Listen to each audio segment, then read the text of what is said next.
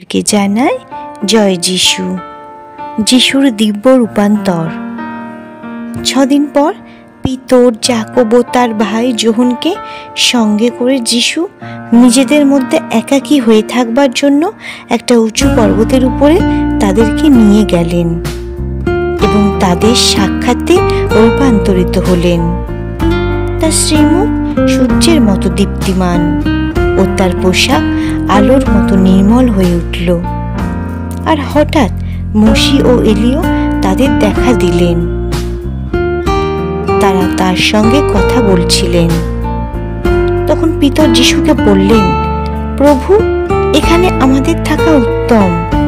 আপনি ইচ্ছা করলে আমি এখানে 3টে কুটির তৈরি করব, আপনার জন্য একটা, মোশির জন্য একটা ও এলিয়র জন্য একটা।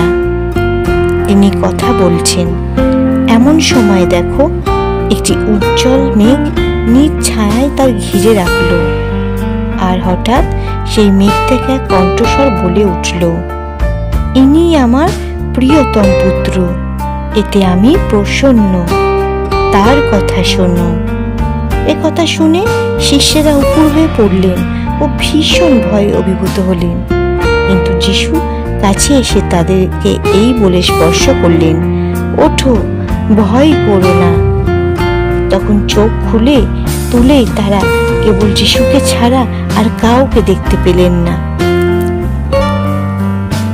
পর্বত থেকে নামবার সময় যিশু তাদের এই আদেশ দিয়ে বললেন, তোমরা এই দর্শনের কথা কাউকে বলো না, যতদিন না মানবপুত্র মৃতদের মধ্য থেকে পুনরুত্থান করেন।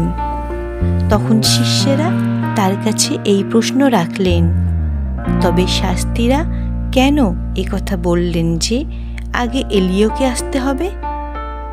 তিনি উত্তরে বললেন, এলিয় আসছেন বটে এবং সব কিছুই পুনঃপ্রতিষ্ঠিত করবেন, কিন্তু আমি তোমাদের বলছি, এলিয় এসেই গেছেন এবং লোকেরা তাকে চেনেননি, বরং তার প্রতি যা ইচ্ছা তাই করল। তেমনি মানবপুত্রকেও তাদের হাতে যন্ত্রণা ভোগ করতে হবে। তখন শিষ্যেরা বুঝলেন যে তাদের তিনি বাপ্তিস্মদাতা যোহনের কথা বলছিলেন।